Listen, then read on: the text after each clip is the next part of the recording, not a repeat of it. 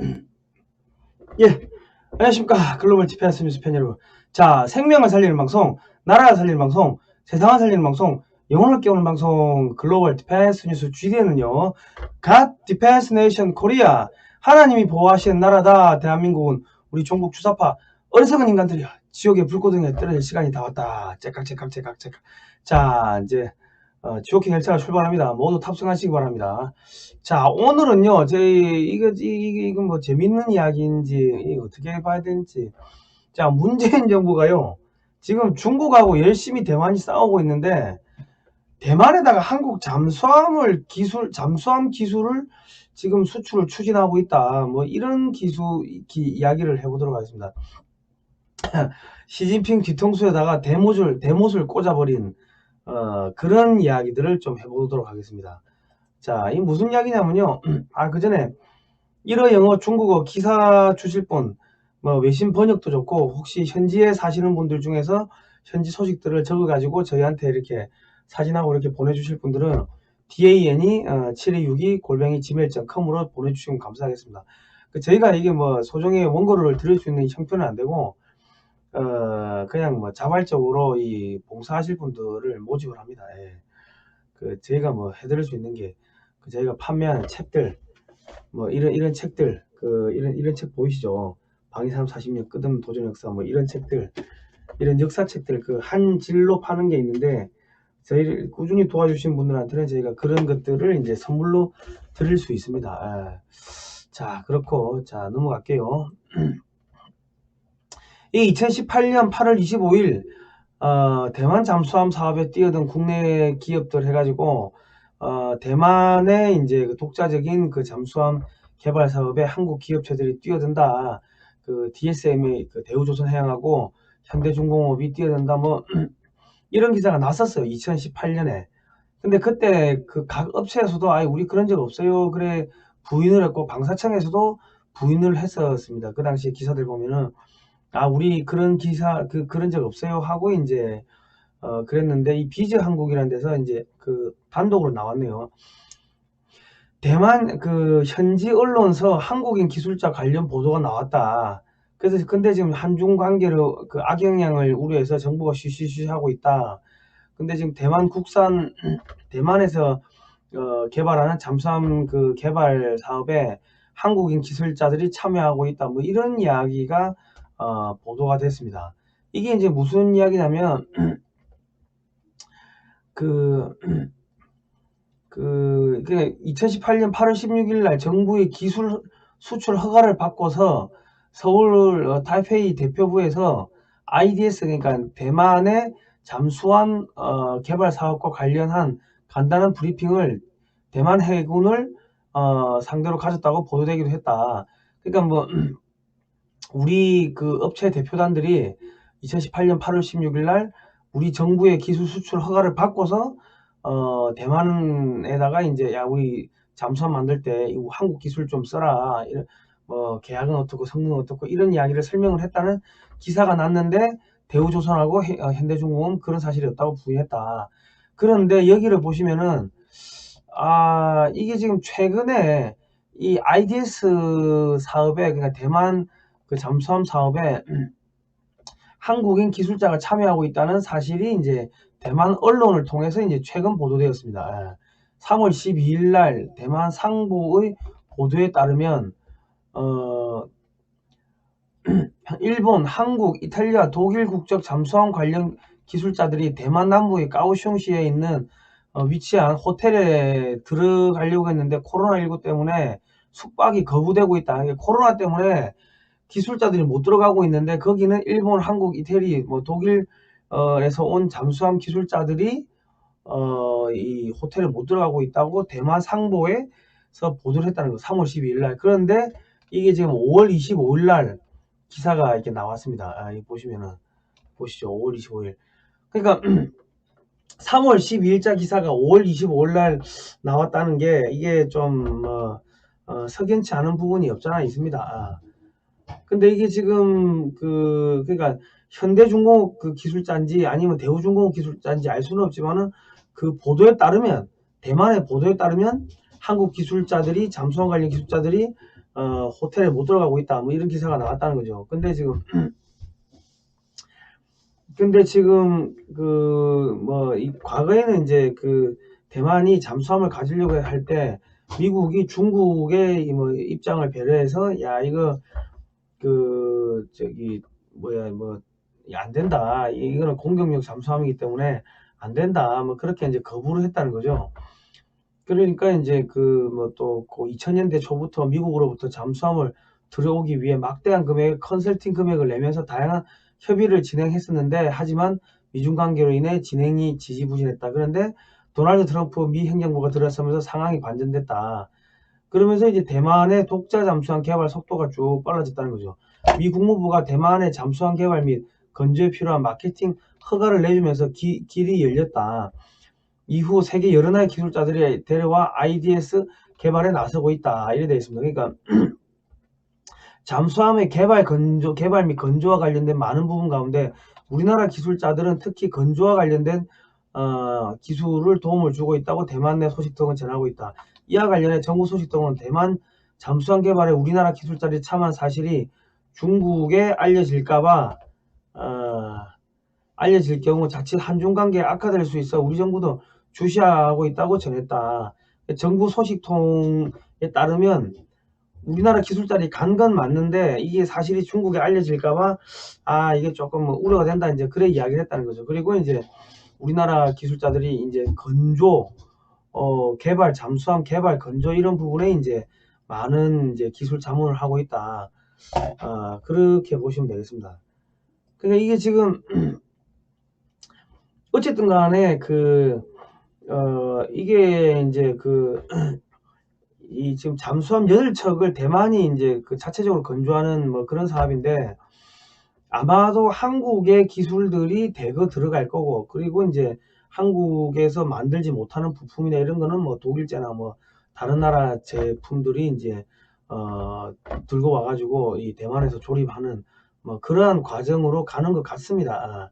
자, 이 지금 왜 지금 한국이 지금 뭐 일본도 있고 뭐 여러 나라가 지금 참가하고 있는 걸로 지금 알고 있는데 한국이 지금 상당히 지금 압도적으로 나가는 것처럼 이제 보도가 되는가.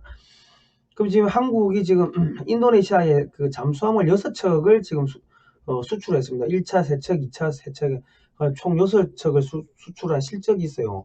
209급을. 그리고 이제 지금 보시면 한국에서는 209급 DSM이 1400 그러니까 209가 1200톤급인데 한국에서 제시한 모델은 1400톤급을 이제 제시했다는 거죠. 그런데 이 사업에 이제 대만뿐만 아니라 북한도 참가하겠다고 뭐 의향서를 냈다 이런 이야기들이 나오고 있습니다. 그런데 이제 그 일본보다 왜 한국이 이제 압도적으로 이 건조나 이런 데 참여를 많이 할 거라고 이제 우리가 이제 그렇게 생각을 할 수 있냐면은 지금 여기 보시면은 대만 같은 경우는 큰 잠수함이 필요한 게 아니고 이 대만 해역 죄송합니다. 코로나 아닙니다. 이 대만 해역을 막 건너오는 중국의 함정들을 막는 뭐 그 정도만 하면 되는 거죠. 그러니까 이 대만과 이 필리핀 사이의 해협 그리고 대만과 중국 사이의 해협을 이 빨간색 동그라미 원을 틀어막는 그런 것만 하면은 중국에서 내려오는 중국의 북해 함대 그러니까 청도에서 내려오는 항공모함 전단이 남중국 해로 내려갈 수가 없겠죠. 그거 차단만 하기 때문에 대형 잠수함이 필요한 게 아니고 그냥 여기서 왔다 갔다 하는 소형 잠수함이면 충분하다는 거죠. 근데 이제 일본 같은 경우는 이 태평양에서 작전을 해야 됩니다. 그러다 보니까 이 중국의 잠수함들이 태평양으로 나가는 것을 막아야 되기 때문에 잠수함들이 사이즈가 커요. 뭐 3000톤급, 4000톤급 이렇게 사이즈가 크다고. 그러니까 지금 대만 입장에서는 그냥 요 앞에만 막으면 되는 대만 해협만 막으면 되는데 뭐 굳이 돈 많이 드는데 그런 뭐 큰 잠수함이 필요가 없죠. 왜냐하면 뭐 이 중국의 잠수함을 추적을 한다든지 이렇게 할 이유가 없으니까 야 오지마 야 절로 가 일로 오지마 하고 뭐 쫓아내는 그 정도만 있으면 되기 때문에 일본의 그런 대형 잠수함을 만드는 기술들이 여기에 대만 잠수함 만드는데 들어갈 일은 없고, 그럼 일본은 기술을 잘 안 줘요. 그리고 비싸요. 더럽게 비싸요. 그렇기 때문에 일본은 아닌 것 같고 독일은 지금 너무 멉니다. 그러니까 이 잠수함을 이 건조 기술을 준다고 하는 거는 잠수함의 운영 노하우, 작전 노하우, 그러니까 군사 고문단까지 나중에 와가지고 한국 해군하고 그 해군하고도 같이 작전하고 훈련하고 이런 거를 해야 되는데 독일 해군이 여기까지 오겠습니까? 안 오지. 그리고 작전 환경이 여기하고 독일 쪽 그 바다하고는 완전히 틀린데, 이제 그런 부분까지 감안하면 독일도 그냥 일부 부품에 대한 뭐 그런 거지, 수출 그런 거지, 설계 건조 뭐 전체적인 그런 부분은 아닌 것 같고. 그리고 이제 그 독일이나 또 이 프랑스 같은 경우는 친중 성향이 좀 강하다 보니까 이 기술을 갖다가 중국에다가 건네줄 수가 있겠죠. 그러다 보니까 일단은 한국의 기술자들이 대거 참여가 되고 있다는 게 맞는 것 같습니다. 자, 그런데 그 다음은 이제 미국의 전략은 어떻게 되냐. 이 대만이 잠수함을 가지게 되면은 이렇게 대만 해역과 필리핀, 대만 요 사이를 이제 틀어막고, 그리고 이제 중국의 잠수함이나 이 항공모함이나 이런 함정들이 태평양으로 나가는 거는 이제 요 파란색 원, 일본 해군이, 일본 해상 자위대가 틀어막는 거죠. 그리고 이제 그 중국에 있는 함정들을 공격하는 임무는 누가 맡는가? 한국 해군이 맡습니다. 왜? 한국 해군의 지금 장보고급 원급은 이 소형인데 소리가 너무 안 나가지고 이 미국의 그 항공모함 전단하고 이렇게 임팩훈련하면 미 해군이 학살을 당합니다. 이 조그만 잠수함한테 안 잡히는 거죠. 그러니까 지금 요런 아주 이 작은 잠수함을 그 지금 대만한테 제공하겠다고 했는데, 아마도 그 대만은 뭐 한국형 이 장보고 원급을 뭐 이렇게 건조를 하지 않겠나 싶은 생각이 듭니다.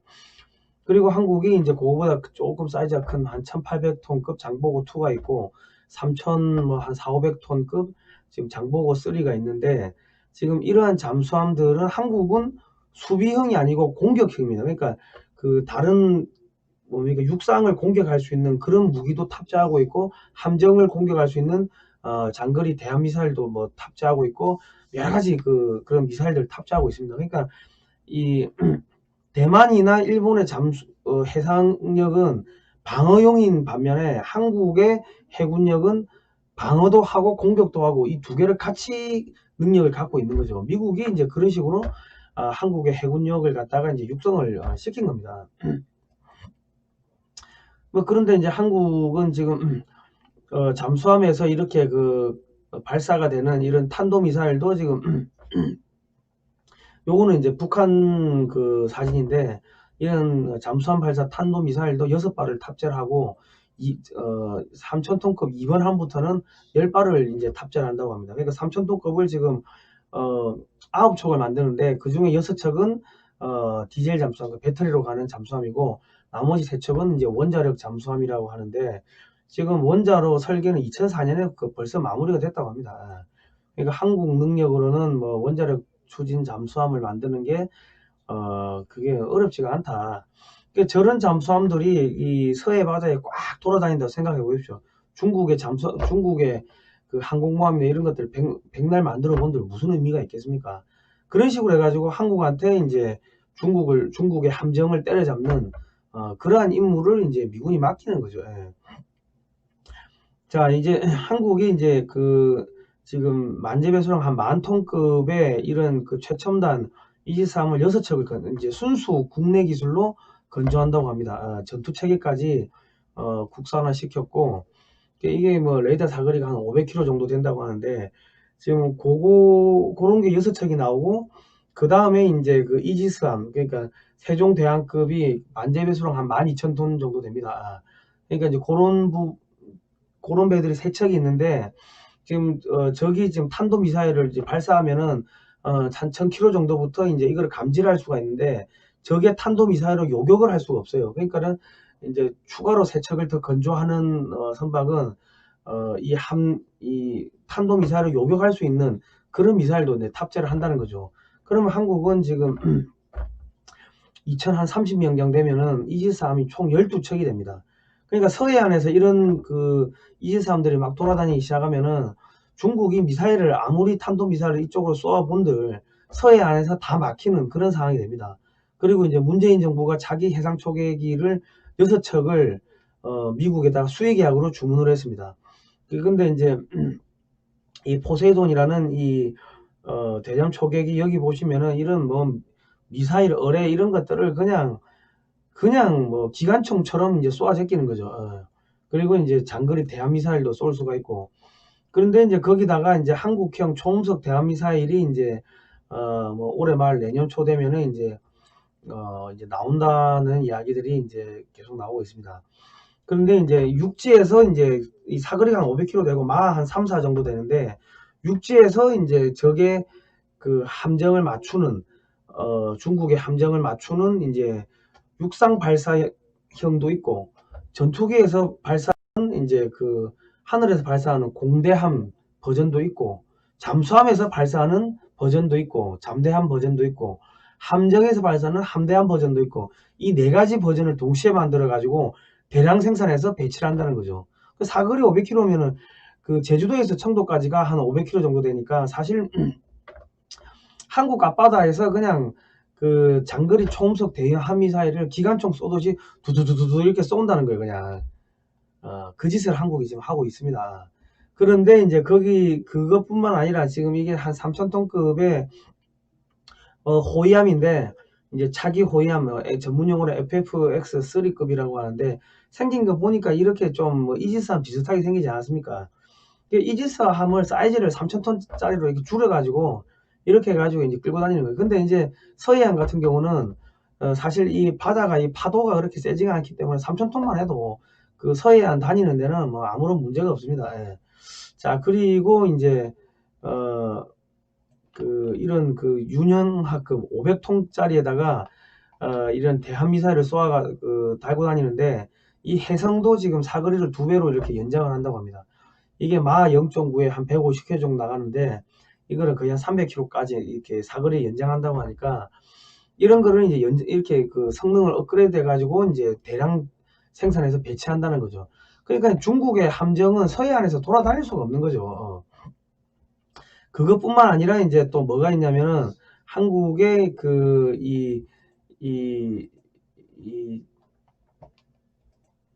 한국의 지금 한국에 그러니까 미사일을 한 100발 정도를 배 함정에다 탑재해 놓고 전투가 딱 발생하면은 버튼만 누르면 미사일 100발이 그냥 동시에 날아가는 그런 그런 함정을 한 3척 정도 만든다는 거예요. 이게 미사일 한 300발이 동시에 날아간다 생각해 보십시오. 그거 못 막죠. 그런 것도 하고 지금 뭐 한 4만 톤급의 한국형 항공모함을 만든다. 그러고 있고 지금 이게 지금 KF-X라고 그 한국에서 만드는 차기 전투기입니다. 스텔스 전투기인데 이걸 우리 전문용어로 이제 뭐 4.5세대형이라고 하는데 여기에다가 사거리 300km급 뭐 공대공 미티어라는 그 미사일을 또 탑재를 한다고 합니다. 300km 같으면은 이게 그냥 뭐 군산 앞바다에서 쏘고 가면은 뭐 중국에서 나오는 전투기들 다 맞춘다는 거죠. 그 스텔스기고 하니까 안 보인다는 거죠. 이 F-35보다 이 KF-X가 사이즈가 더 큽니다. 더 크니까 더 멀리 갈 수가 있고, 그러니까 한국이 F-35A보다 사이즈가 더 큰 스텔스기를 이제 만드는데 처음부터 100% 스텔스가 안 되니까 이제 처음에는 뭐 한 절반 정도 스텔스하고 그 다음에 이제 좀 차츰차츰 스텔스로 완성도를 높인다는 거죠. 그리고 이제 한국 공군이 이 F-35A 스텔스기를 40대를 갖고 있고, 그리고 이제 지금 2021년에 이제 완료가 되는데 한국이 갖고 있는 F-16 거의 한 180여 대 정도를 이제 다 성능을 업그레이드를 하게 되면은 지금보다 사거리도 더 이제 길어지고 더 전투 성능이 이제 좋아지는 거죠. 그러니까 중국의 전투기들이 이 F-16 최신 개량형을 이길 수 있는 애들이 아마 거의 없을 겁니다. 그런데 이제 거기다가 이제 또 F-15K도 성능을 업그레이드를 한다고 하는데 이게 성능이 업그레이드가 되면은 지금 뭐 공대공 미사일을 뭐 최대 24발을 탑재를 할 수가 있고, 뭐 SDV 유도 폭탄을 최대 28발 탑재한다고 합니다. 그러니까 우리가 이 F-16을 한 60대 정도 갖고 있는데, 이게 지금 미사일 24발이면 10대만 뜨면은 미사일이 240발이 나간다는 거죠. 학살입니다, 학살.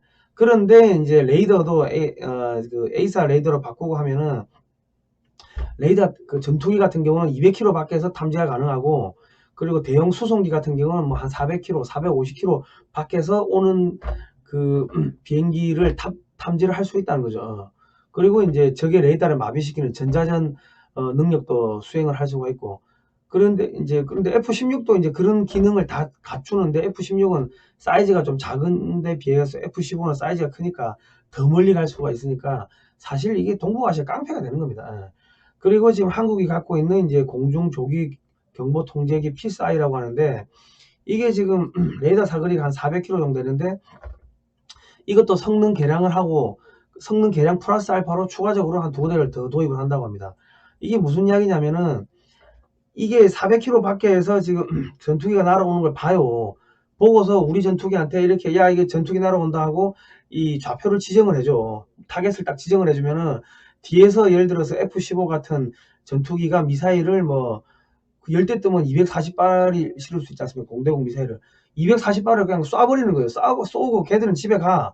그러면은 이 240발이 이 공중 조기 경보 통제기가 지정해 준 좌표로 쫙 날아가는 거예요. 그러니까 학살입니다, 학살. 그렇다. 그러니까 이게 뭐 이렇게 해가지고 미국이 한국을 앞세워가지고 중국을 때려잡는 뭐 그런 지금 작업을 하고 있습니다. 그리고 이제 한국이 신형 탄도미사일 현무4를 올해 5월달에 시험 발사했다. 전술 핵 무기급 위력이다. 뭐 이런 기사가 나오고 있고요. 사거리 3000km급, 1500km급은 다 만들었고, 그거는 2010년에 만들었고, 3000km급 미사일을 지금 순항 미사일 만들고 있다. 그러니까는 뭐 이 서울에서 충청도에서 쏘면은 동북아시아, 아시아 전체 뭐 저기 동남아까지도 때릴 수 있는 뭐 그런 이제 미사일 전력이 되는데, 그런 것들을 뭐 2000발 이상 뭐 이렇게 생산을 해가지고 쌓아놓는다고 합니다. 그러니까 이게 사실 한국의 해군과 공군만 해도 중국의 이 해군과 공군을 압살할 수 있는, 완전히 학살을 할 수 있는 그러한 전력입니다. 그러니까 뭐 중국의 항공모함이 어쩌고 함정이 어쩌고 저쩌고 뭐 전투기가 어떻게 성능이 좋다고 하는데, 그거는 뻥카고요. 실제 뻥카입니다. 뻥카고, 한국군만 해도 중국의 공군이나 해군을 완전히 그냥 학살할 수 있는 수준인데, 그것만 있는 게 아니고 지금 제주도에 지금 서해안에 주말트급 이지스함이라는 게 돌아다니는데, 이게 지금 이때까지 훈련만 계속 그 연습만 하다가 지금 첫 번째 실전 배치된 게 지금 작전 투입된 게 서해 바다입니다. 한 척의 건조 비용이 5조 원인데 이게 레이더에 안 잡힌대요. 그리고 사거리 500km 이내에 항공기, 함정, 뭐 지상 물체, 탄도 미사일을 다 뽀개버릴 수 있는 그러한 무시무시한 애들이다. 그리고 이제 인디펜더스급이라 해가지고 3000톤급인데 연안 전투함입니다. 뭐 이런 것들이 이제 서해안에 막 돌아다니기 시작하는 거예요. 그리고 미 공군이 군산에 F-35A를 60대를 배치하고 있고, 제점 ER이라는 이게 사거리가 1000km짜리 대한미사일입니다. 사거리 1000km면요, 군산에서 쏘면은 북경까지가 1000km인데 이게 대한미사일 버전도 있고 이 지상 폭격용 버전도 있다고 합니다. 지금 한국 보고 사라고 막 하는데, 한국이 뭐 사는지 안 사는지는 모르겠는데, 한국도 뭐 미사일이 원체 많으니까 어쨌든 간에 이 반경 1000km 안에서 지상 타겟이나 함정은 그냥 학살 당한다는 거죠. 그리고 B1B 랜서 초음속 폭격기에 이 제즘 이하를 98발을 탑재를 할 수가 있다고 하네요. 그리고 이제 한국 국방부가 하는 말과는 달리, 지난번에 5월 29일 날 이제 그 사드가 성주에 추가로 뭐 들어갔는데, 차량들이 막 들어갔죠. 근데 소프트웨어가 업그레이드 됐다. 이게 무슨 이야기냐면, 이 미국의 항공모함이 유사시에 서해로 들어와야 되는데, 그 막 둥풍 미사일 이런 것들 중국이 쏘면은 그런 것들 사전에 다 이렇게 탐지한다는 거예요.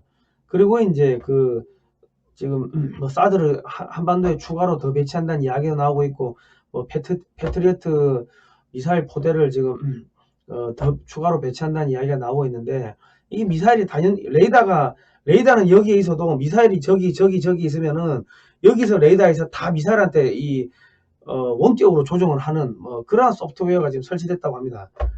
그러니까 그 성주에 레이더 기지가 있고 평택에 미사일 발사대가 있으면은 성주에서 레이더가 잡아가지고 그 전파를 쏘면은 평택에 있는 미사일 기지에서 미사일이 발사되는 거예요. 뭐 하여튼 뭐 그렇다고 합니다. 그러니까 이제 서해안에서 이 중국 함정, 중국 해군 항공모함, 뭐 함정, 잠수함, 전투기 뿐만 아니라 뭐 또 뭐 있어요. 뭐 미사일, 각종 미사일 이런 것들이 완전히 그냥 무용지물 쓸모가 없는 상황이 돼버리는 거죠. 그런 다음에 이런 이 항공모함들이 서해안으로 직접 들어가는 겁니다. 그러니까 이제 거의 끝난 것 같습니다. 이제 문재인 정권도 이제 완전히 반중으로 이제 서서히 돌아서고 있는 것 같고, 지금 북한이 지금 이제 각근 전략이라고 할 수가 있는데, 북한이 그 한국의 각근을 자르기 위해 가지고 일본과 미국의 각근 두 개를 자르기 위해 가지고 반일 감정을 조장하고 반미 감정을 조장하고 그런 걸 했는데, 지금 이 문재인 정권이 잡고 있는 각근이 뭡니까? 북한이고 중국인데, 미국이 중국을 완전히 개박살 내버리고 이 문재인 정권으로 하여금 지금 G7에 들어오게끔 뭐 그래 만들고, 지금 문재인 정권이 들어가겠다고 했죠. 들어가는 순간 이제 앞으로 중국을 때려잡는데 제일 선봉에 세울 겁니다. 그러면 문재인 정권의 각근을 하나 잘라버린 거고, 지금 김여정이가 나와가지고 야 그 남북 그 개성 연락소 철거하라고 지금 난리치고 있는데, 북한의 이 각근도 하나 잘라버린 거죠. 그러니까 지금 문재인 정권이 고립이 된 겁니다. 고립이 되니까 뭐 어떻게 남한 내에서 뭔가를 막 하려고 하는데, 미국이 야 그거 하면 안 돼. 너 잘못하면 우리 말 안 들으면 네 북한에다 임마 물건 저기 뭐 석탄 사오고 이런 거 다 알고 있어. 세컨더리 보이콧 들어가고 그럼 은행 2개 무너지고 너 그러면 임마 여적지 사형되는 거야. 계속 그 이야기 그렇게 압박하고 있고, 그리고 뭐 야 부정선거 자꾸 이야기 나오는데 우리 한번 집중적으로 우리 언론에서 보도 한번 하게 해줄까, 뭐 이런 이야기들 뭐 나오고 있으니까 문재인 정권이 할 수가 있는 게 아무것도 없는 거예요. 뭐 그렇습니다. 국민 여러분 너무 걱정하지 마십시오. 자, 그리고 지금 2020년 6월 10일 수요일 오후 3시에 서울 프레스센터 19층 국화홀 30석입니다. 여기서 한국경찰 그 중국인 사자 명예훼손죄로 언론인 체포, 주권 국가 포기했나 외신 기자회견을 합니다. 그 이번에 그 경기지방 남부경찰청 사이버수사대에서 저를 중국인 사자 명예훼손죄로 체포를 했습니다. 그런데 그 고소장을 떼달라니 고소장도 안 떼주려고 했는데, 우리 변호사님이 야 압력을 넣어가지고 규정대로 하라고 해가지고 고소장을 떼왔는데 보니까는 이름도 지워버리고, 그리고 안에 내용도 없어요. 생선으로 치면 머리, 가슴, 꼬리가 있으면은 대가리하고 꼬리만 있고 가운데 몸통이 없는 거예요. 그럼 우리는 누가 나를 고소했는지도 모르고 있고 무슨 내용으로 고소했는지도 모르고 있고, 중국인 사자 명예훼손이면 사자 명예훼손은 친고죄이기 때문에 그 가족이 해야 되는데, 이 죽은 중국인하고 저기 고소한 사람하고 가족이라는 것도 우리가 알 수가 없는 뭐 그런 상황이고, 뭐 여러 가지 이상한 일들이 벌어집니다. 그 지난번에 평택에서 뭐 저기 누가 뭐 저기 코로나 누가 그 평택에 보건소에서 쓰러져 죽었는데, 그 이제 평택에서는 이제 음성이라고 판명을 했죠. 코로나가 아니라고 했는데, 그 의사 선생님이 이제 당신 코로나 증상 같으니까는 우한폐렴 증상 같으니까는 보건소 가봐라 해가지고 가가지고 줄 서 있다가 팍 죽었어요. 그래서 제가 야 이거를 어떻게 정부 발표를 믿으라는 이야기냐, 우한폐렴으로 죽었다고 봐야 되는 거 아니냐 했더만은 그 유가족들이 이제 그 말 한마디 했다고 이제 고소장을 넣고, 정장선 평택시장 민주당 출신 정장선 평택시장이 있는 평택시에서 제 그 발언을 갖다가 허위사실 유포라고 이제 또 사건 수사 의뢰를 한 거예요.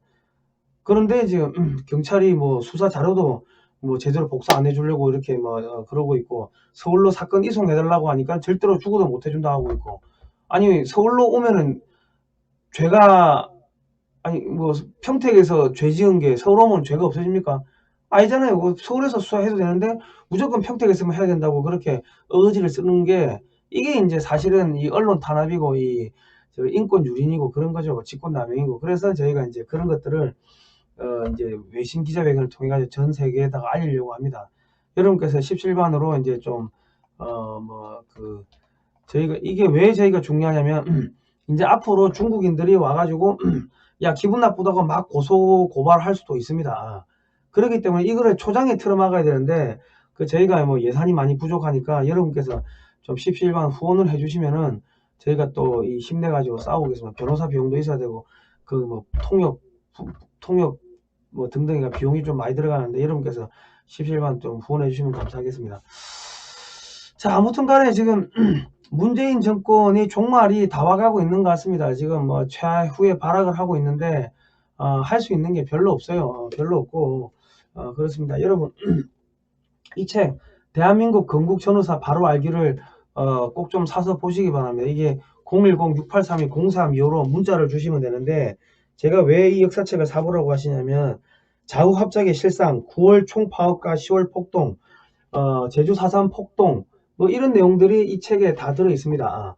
들어 있는데 이번에 지금 미국에서 일어난 폭동이 흑인 폭동이 알고 보니까 중국 애들이 했고 미국에 있는 중국 대사관 직원도 개입을 했고 뭐 이런 증거들이 계속 나오고 있습니다. 그래서 중국은 죽은 것 같아요. 이제 아작이 난 것 같다. 그리고 이제 방위산업 40년 끝없는 도전의 역사 이거는 이 책을 보시면은 우리 박정희 정권 때 중화공업 할 때 어떤 일들이 있었는지 뿐만 아니라 우리가 무기 개발하고 중화공업 할 때 그런 사진들도 어마어마하게 사진들이 많이 나옵니다. 사진들 나오고 자세하게 이렇게 내용들이 있고 하니까 이 책을 보시면은 한국이 중화공업을 어떻게 시도를 했고 어떻게 성공했으며 그렇게 해가지고 지금 우리가 이렇게 잘 살게 됐다. 그런 내용들이 국무회의 기록들하고 다 자세히 나옵니다. 그러니까 이거는 사실 이승만 박정희 대통령 때 기록들이니까 그 박정희 대통령을 사랑하시는 분들은 010-683-0325 010-683-0325로 문자 넣으셔가지고 방위산업 40년 끝없는 도전의 역사를 하시기 바랍니다. 요게 54,000원이고 택배비 포함 54,000원이고 요게 이제 18,000원입니다. 건국전후사가 18,000원, 요게 이제 54,000원. 그러니까 네이버에서는 윈윈 미디어 리박스쿨이라고 검색하고 들어가시면은 저희가 자세한 내용을 떼어놨습니다. 자, 여러분 책 사서 공부하시고요. 역사 공부하셔야 됩니다. 이제 문재인 정권이 끝나가고 있고 중국, 북한이 끝나가고 있습니다. 앞으로 대한민국이 이 최전방에 서는 나라가 될 겁니다. 그리고 이제 그 식사하실 때마다 북한에 있는 형제 자매들이 하루빨리 구원될 수 있도록 식사하실 때마다 북한 형제들 구원을 위해서 기도를 해주시면 감사하겠습니다. 자, 오늘은 여기까지 하도록 하겠습니다. 예, 고생하셨습니다. 예.